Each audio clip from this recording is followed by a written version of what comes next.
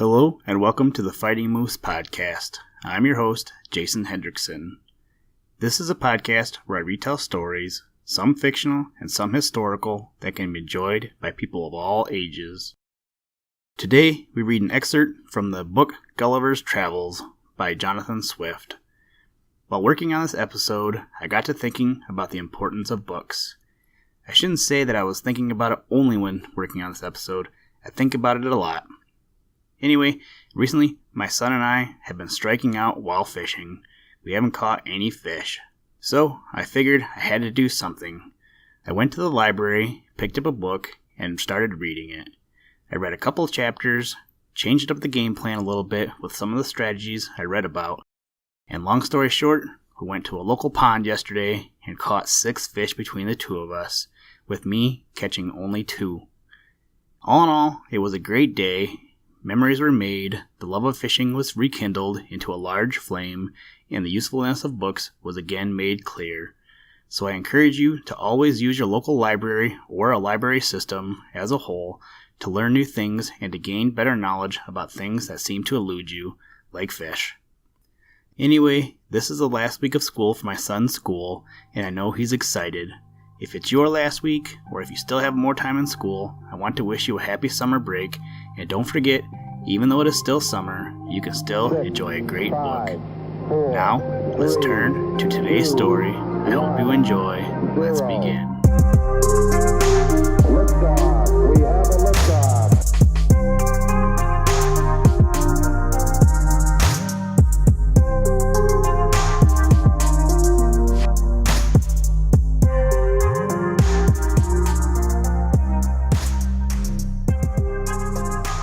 Gulliver captures 50 of the enemy's ships.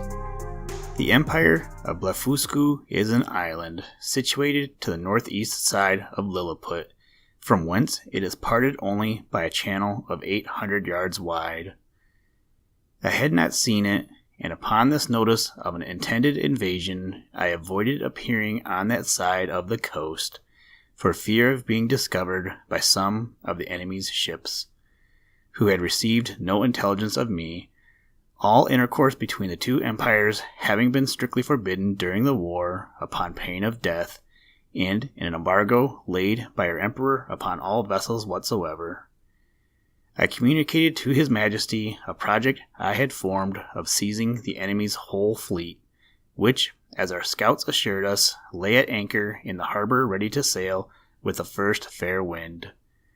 I consulted the most experienced seamen upon the depth of the channel, which they had often plumbed, who told me that in the middle, at high water, it was 70 glumgluffs deep, which is about 6 feet of European measure, and the rest of it 50 glumguffs at most. I walked towards the northeast coast, over against Blefuscu, where, lying down behind a hillock, I took out my small perspective glass and viewed the enemy's fleet at anchor, consisting of about 50 men of war and a great number of transports. I then came back to my house and gave order, for which I had warrant, for a great quantity of the strongest cable and bars of iron. The cable was about as thick as a pack thread, and the bars of the length and size of a knitting needle. I trebled the cable to make it stronger, and, for the same reason, I twisted 3 of the iron bars together, binding the extremities into a hook.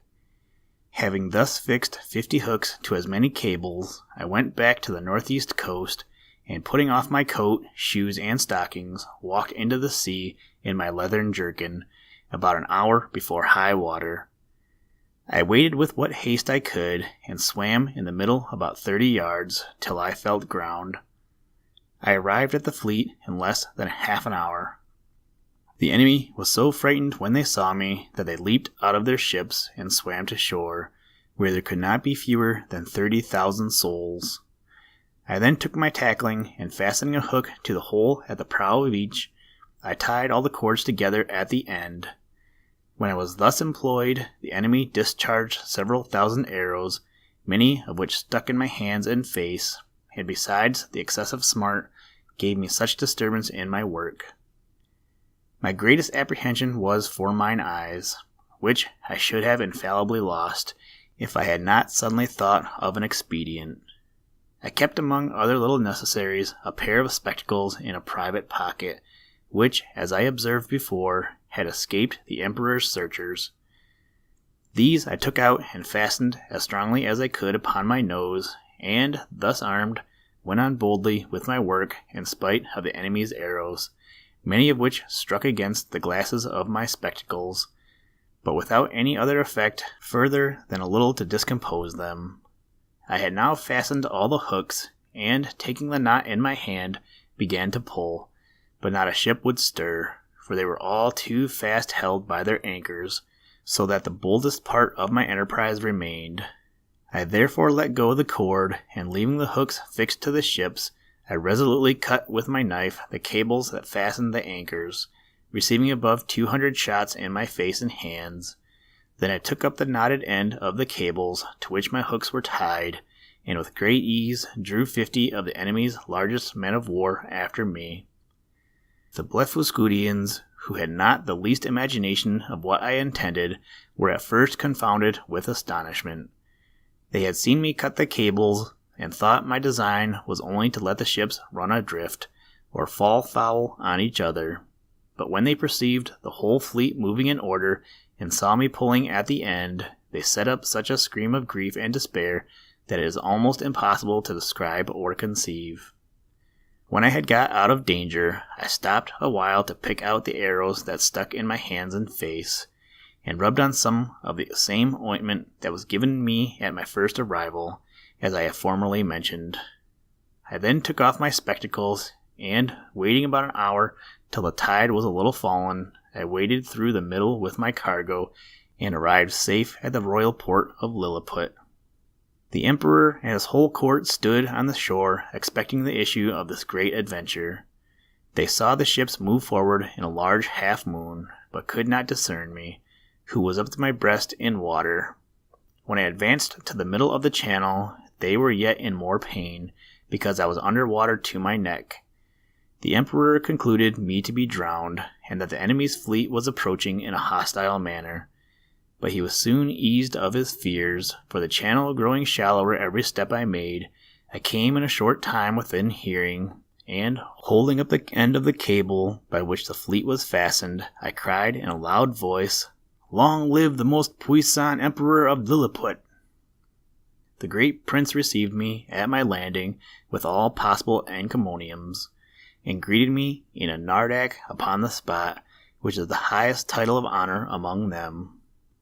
His Majesty desired I would take some other opportunity of bringing all the rest of his enemy's ships into his ports, and so unmeasurable is the ambition of princes that he seemed to think of nothing less than reducing the whole empire of Blefusco into a province, and governing it by a viceroy, of destroying the Burgundian exiles, and compelling that people to break the smaller end of their eggs, by which he would remain the sole monarch of the whole world. But I endeavored to divert him from his design by many arguments drawn from the topics of policy as well as justice, and I plainly protested that I would never be an instrument of bringing a free and brave people into slavery, and when the matter was debated in council, the wisest part of the ministry were of my opinion. This open, bold declaration of mine was so opposite to the schemes and politics of His Imperial Majesty that he could never forgive me. He mentioned in a very artful manner at council, when I was told that some of the wisest appeared at least, by their silence, to be of my opinion, but others who were my secret enemies could not forbear some expressions, which by a side wind reflected on me. And from this time began an intrigue between His Majesty and a junto of ministers maliciously bent against me, which broke out in less than 2 months, and had like to have ended in my utter destruction. Of so little weight are the greatest services to princes, when put into the balance with a refusal to gratify their passions. About 3 weeks after this exploit, there arrived a solemn embassy from Blefusco, with humble offers of a peace, which was soon concluded upon conditions very advantageous to our emperor, wherewith I shall not trouble the reader. There were 6 ambassadors with a train of about 500 persons, and their entry was very magnificent. suitable to the grandeur of their master and the importance of their business. When their treaty was finished, wherein I did them several good offices by the credit I now had, or at least appeared to have at court, their excellencies, who were privately told how much I had been their friend, made me a visit in form. They began with many compliments upon my valor and generosity, invited me to that kingdom in the emperor their master's name, and desired me to show them some proofs of my prodigious strength, of which they had heard so many wonders, wherein I readily obliged them, but shall not trouble the reader with the particulars. When I had for some time entertained their excellencies to infinite satisfaction and surprise, I desired they would do me the honor to present my most humble respects to the emperor their master, the renown of whose virtues has so justly filled the whole world with admiration, and whose royal person I resolved to attend before I returned to my own country.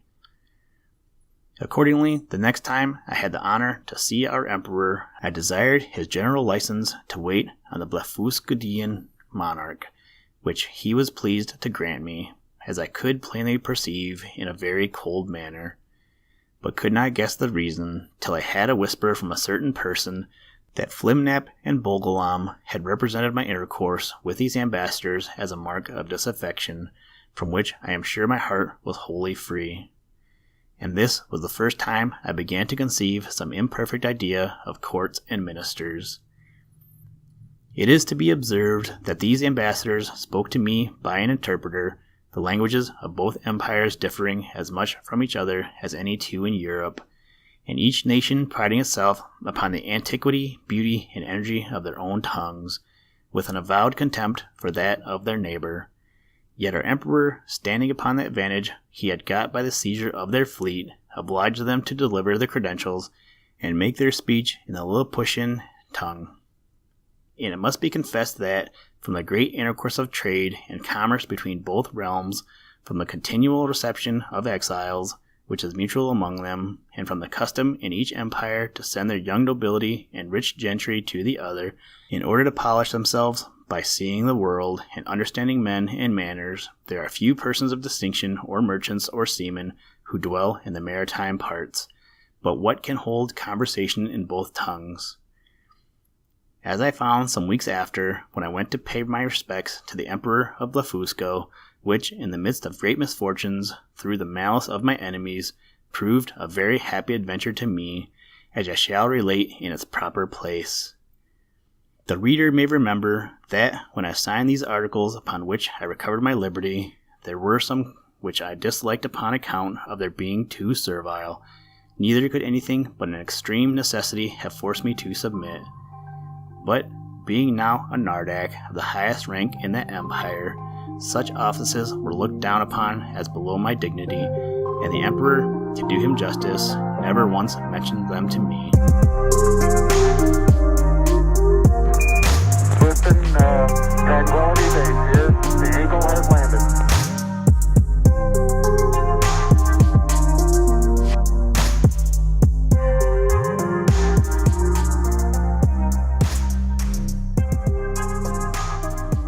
Thank you for listening to this episode of the Fighting Moose podcast. Please join us next time as we read a story about Sinbad the Sailor.